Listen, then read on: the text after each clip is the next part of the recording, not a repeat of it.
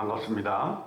오늘은 죄인을 쓸어버리시는 하나님이란 제목으로 말씀드리겠습니다. 창세기 6장 5절로 7절의 말씀입니다. 여호와께서 사람의 죄악이 세상에 가득함과 그의 마음으로 생각하는 모든 계획이 항상 악할 뿐임을 보시고 땅 위에 사람 지으셨음을 한탄하사 마음에 근심하시고 이르시되 내가 창조한 사람을 내가 지면에서 쓸어버리되 사람으로부터 가축과 기는 것과 공중의 새까지 그리하리니 이는 내가 그것들을 지었음을 한탄함이니라 하시니라. 인간은 하나님의 모양대로 창조되었다고 어제 말씀을 드렸습니다. 그런데 인간에게 죄가 들어왔습니다. 세상에 죄악이 가득했습니다. 죄는 하나님과 인간 사이를 갈라놓고 하나님과의 교제를 불가능하게 만들어버렸던 것입니다. 인간의 죄의 문제, 그 문제의 해결, 이것이 바로 인류 사회의 과제인 것입니다. 저와 여러분도 이 죄의 문제에 대해서 예외일 수가 없습니다. 바울은 인간의 상태를 이렇게 표현했습니다.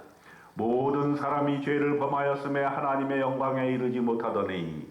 로마서 3장 23절입니다. 인간은 죄 때문에 하나님을 알 수도 없고 하나님과 더불어 살 수도 없습니다. 죄를 지었기 때문에 그 죄값을 당연히 치루어야 하는 것입니다.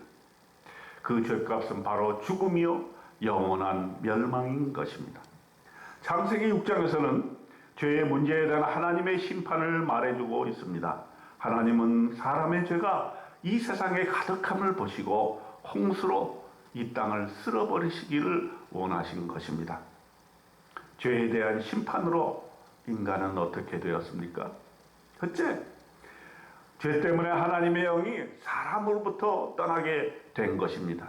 창세기 6장 3절에 보면은 여호와께서 이르시되 나의 영이 영원히 사람과 함께 하지 아니하리니 이는 그들이 육신이 됨이라. 그러나 그들의 날은 120년이 되리라 하시니라. 인간이 육체적으로는 120년까지 살 수 있는 존재라고 말씀하시면서도 죄를 지으면 하나님의 영이 떠난다고 말씀한 것입니다. 영적으로 죽은 것이죠. 더 이상 하나님과 교제를 할 수가 없고 하나님의 사랑도 느낄 수가 없는 것입니다.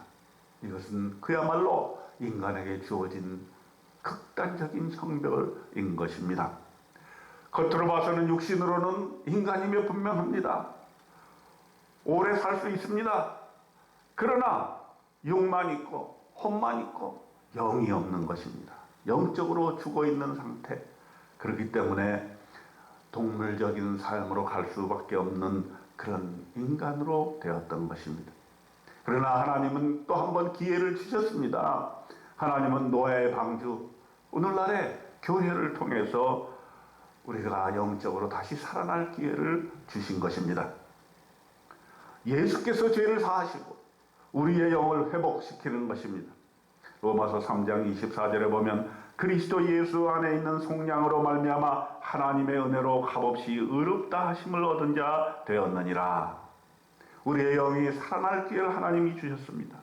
우리 그리스도인들은 그 기회를 잡은 사람들인 것입니다.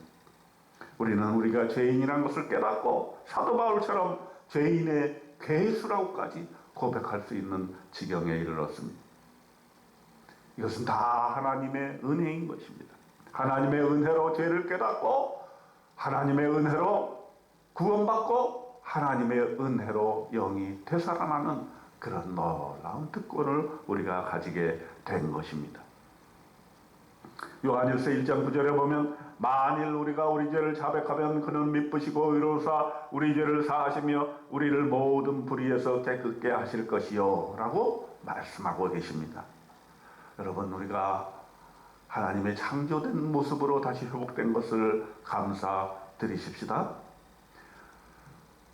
교회의 예배를 통해서 하나님께 예배함으로 우리의 죄를 고백하고 우리가 예수 그리스도를 믿게 된 것을 하나님께 찬양드리는 저와 여러분이 되었으면 합니다. 죄의 문제가 깨끗이 해결되고 우리의 영에 하나님을 찬양하게 된 우리 인생은 참으로 복된 인생이 아닐 수가 없는 것입니다. 오늘도 여러분 죄악된 세상에서 죄의 문제 해결 안 받고 또 죄를 지을 때 고백하고 그렇게 함으로써 우리는 하나님과 동행하는 이 놀라운 복된 삶 오늘도 살아나가시기를 주님의 이름으로 축원드립니다. 아멘.